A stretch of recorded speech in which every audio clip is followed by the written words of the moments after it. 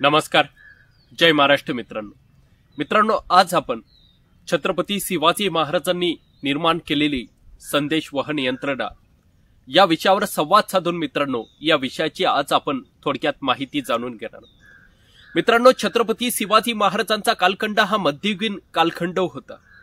याच काळामध्ये आजच्या सारखी आधुनिक काळातील संदेश वहन यंत्रणा त्या काळात उपलब्ध नव्हती। म्हणजे आज मोबाईल असेल, फोन असेल, कॉम्प्युटर, लॅपटॉप असेल, इंटरनेट असेल, फेसबुक असेल, व्हॉट्सअप असेल, ही जी आजच्या काळातील आधुनिक काळातील जी संदेश वहन यंत्रणा आहे ती मित्रांनो त्या काळात उपलब्ध नव्हती।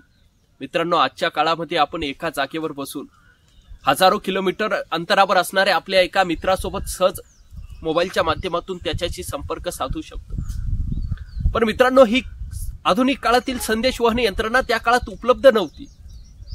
पण मित्रांनो, अशाही काळामध्ये छत्रपती शिवाजी महाराजांनी आपल्या ज्ञानाच्या जोरावर, आपल्या बुद्धिमत्तेच्या जोरावर छत्रपती शिवाजी महाराजांनी त्या काळामध्ये एक प्रभावशाली संदेश वहन यंत्रणा छत्रपती शिवाजी महाराजांनी निर्माण केली। आणि याच संदेश वहन यंत्रणेमध्ये छत्रपती शिवाजी महाराजांनी ध्वनी असेल, प्रकाश असेल, धूर असेल, या सर्व माध्यमांचा त्या ठिकाणी वापर करून घेतला।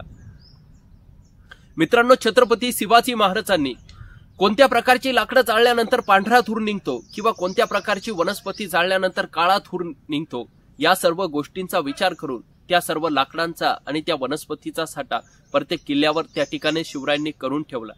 मित्रांनो, त्या काळात संदेश पाठवण्यासाठी सगळ्यात वेगवान वाहन म्हणजे घोडेस्वारीचा मित्रांनो त्या ठिकाणी घोडेस्वाराचा वापर केला जायचा।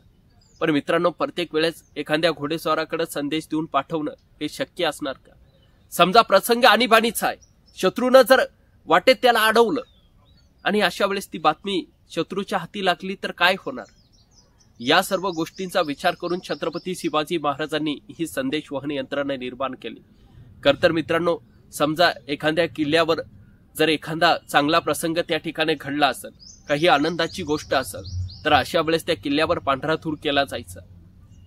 आणि त्या किल्ल्यावर पांढरा धूर केल्यानंतर आजूबाजूच्याही किल्ल्यांवर तशा प्रकारचा धूर केला जायचा। आणि पाहता पाहता महाराष्ट्रातील सर्व किल्ल्यांवर तो धूर केला जायचा। आणि अशा प्रकारे ती बातमी एका जागेवरनं दुसऱ्या जागेवर त्या ठिकाणी पोहोचायची। समजा प्रसंग आणीबाणीचा असेल, एखाद्या किल्ल्यावर शत्रूनं आक्रमण केलं असेल, आणि अशा वेळेस ती बातमी पोहोचवण्यासाठी त्या किल्ल्यावर काळा धूर केला जायचा। आणि त्या किल्ल्यावर काळा धूर केल्यानंतर आजूबाजूच्याही किल्ल्यांवर तशाच प्रकारचा धूर केला जायचा। आणि पाहता पाहता ही बातमी महाराष्ट्रातील सर्व किल्ल्यांवर त्या ठिकाणी पोहोचायची।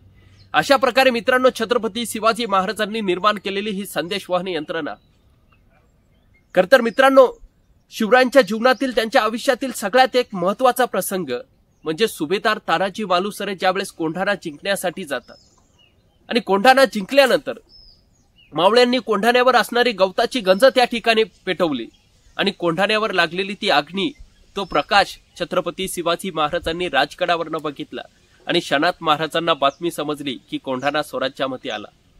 अशा प्रकारे मित्रांनो, प्रचंड वेगानं संदेश वहन करणारी ही यंत्रणा छत्रपती शिवाजी महाराजांनी निर्माण केली।